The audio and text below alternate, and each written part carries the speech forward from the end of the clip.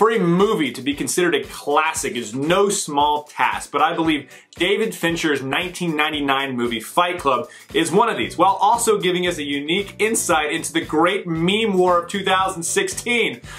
Oh, I can't wait to talk about it. But first, to become a classic, a few things must happen. It must be unique, it must have great performances, and must be well directed. However, what is often overlooked is that the themes must be universal, they must be timeless, they must be relatable. Otherwise, you get these ridiculous decade pieces that will not hold up when we rewatch them. Much like The Last Jedi, when people look back and be like, third wave feminism, patriarchy were a thing? Boring. I'm Ben Davies, this is Pure Hollywood.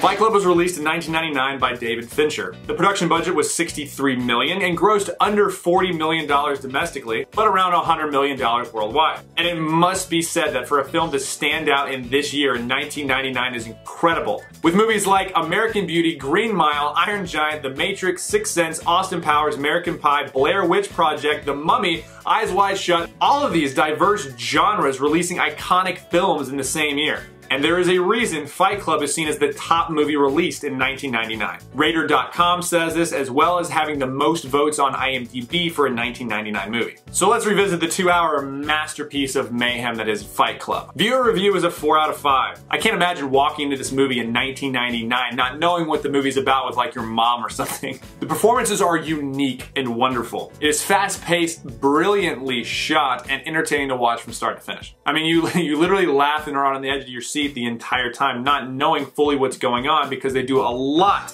of showing the audience and not telling. It forces you to pay attention and be on the edge of your seat the entire time. It is a great viewer movie to watch. Critic review, I'm going to give this movie a 5 out of 5. Speaking of showing not telling, David Fincher does a great job of this with a few unique techniques.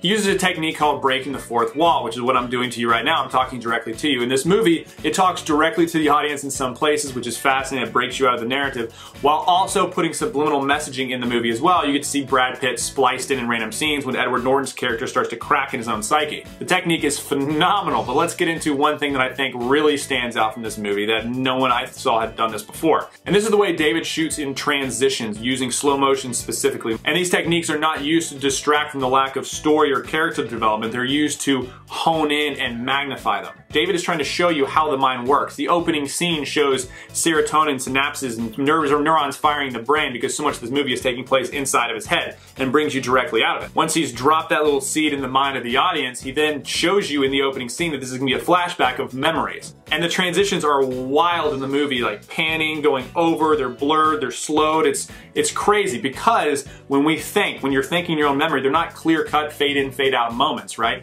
It's blurred, blended together, things splice in, characters pop up right in front of you, things just happen because he's showing you the mind of the person that the story is being told through. It is absolutely fascinating. And now let's get into why I think this movie holds up and will hold up, and how it also applies to the great meme wars of 2016. And what it says about the slighted majority and the facts of humanity. My faith in Davies, I'm going to give it a 0 out of 5, because this is not very many values or religious points you can pull out of this movie. But I'm going to talk politically for a minute and give it a 4 out of 5. Now obviously there are many examples in this film speaking out against the consumer culture, which gets conflated with capitalism and how we're all forced to walk or believe a certain thing, all that kind of stuff. It's the most obvious with the bookends of the movie, the beginning scene opening up with them about to blow up the credit card company buildings and ending kind of in that same place. However, we already acknowledged that this movie is so much subliminal messaging, and what is on the surface is not necessarily true when you get down to the real genesis of the problem that they're speaking out against, or that's being shown as the real root problem for these men in the movie. And it's important that they do show men in the movie because it's a men's group fight club basically, but really it is a silent majority, a massive group of people that feel like they cannot act or speak out the way that they feel necessary. In fact, those messages of capitalism being evil that most people point to is when the movie starts to fall apart, when mayhem ensues. This is a bad repercussion of the real problem that happens. People don't feel better in the movie. The therapy sessions that they started and they turn into Fight Club, these people aren't healed or at peace. They can sleep finally because of them speaking out or doing something against capitalism. No, It was finally finding the root problem to their unhappiness and their unrest, which is controlling human nature itself. And the genesis of this is actually a very freedom, very capitalist, free market kind of world that you'd want to be in. What do you think is more oppressive? A system of government, the people that actually literally physically have power over you, telling you what jobs you can take, how much you should make, and what you can say, or a free marketplace where you can just buy whatever you want?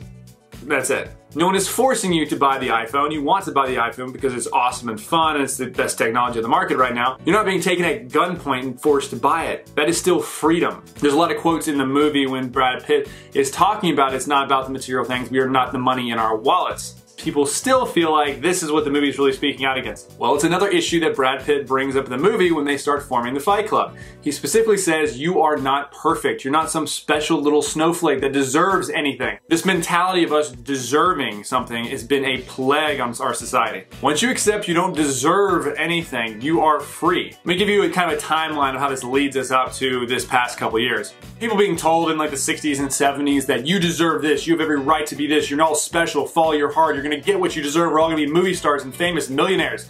And then they didn't, they become very bitter. They go into universities or have kids and they tell their students and or their kids that the reason they didn't succeed is because of outside forces. The people that did better than you, that made more money, that made these great inventions, they didn't get there because they did better, because we're all special, we're all equal, we all deserve this. No, they did it because of oppressive capitalist system, so we need to break the system and you need to be like this. And you can just see the animosity and where we got to today, which is also the system that these men started in the beginning of the movie. The real disease, the real genesis of the unhappiness, the insomnia, the people that feel like they're walking in circles, that need to go to these therapy sessions, the reason that Fight Club works, because society is demeaning human nature. Specifically in this case, masculinity. I'm talking about a human history of behavior, wanting to be the hunter, the provider, working, fighting, competing, and this distinctive drive and mentality that are inside people is now being demonized as toxic masculinity, demonized and say these gender roles and these desires mean nothing and it's all patriarchy by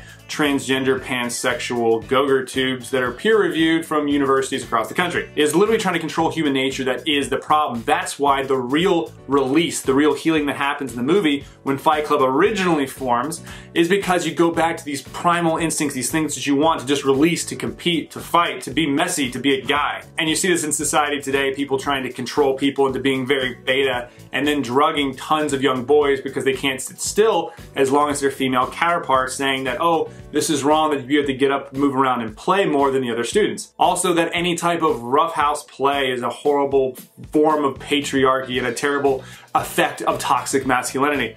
No. And this is always done through government social programs or things that they deem are not socially acceptable anymore. And this is what leads us to the great meme war of 2016 that helped get Donald Trump elected. It was this group, this massive group, the people that wash your clothes, wash your car, clean the streets, this invisible majority of people that all feel this, that all think this same way, having a place to come together, like the underground movement that was Fight Club in the movie. The internet opened up this world for people to meet together with common ideas, and you don't even know the person's name. It's just like, hey, I feel like this is crazy. Trump's smashing this political correct culture, and I want to be a part of that because I know this is oppressive and I can't be who I want to be. I'm upset about it. It is such a prime example of what happened on the masses during these past couple years. It was a Fight Club of underground internet meme war people saying, no, you can't control human nature. There are rules, there are boundaries so we can live in a society, but when you deny human nature itself, that men can be women and men should not act a certain way or people should not be free to say what they want and have these opinions,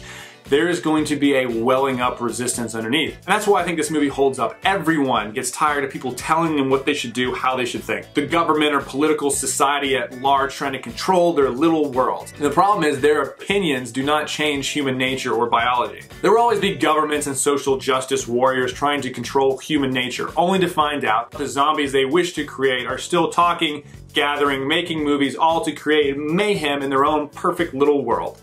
I'm Ben Davies, this is Pure Hollywood. Alright, if you like this video and others like it, please consider becoming a premium member to The Rebel. That way you'll have first access to Pure Hollywood and the entire Rebel lineup.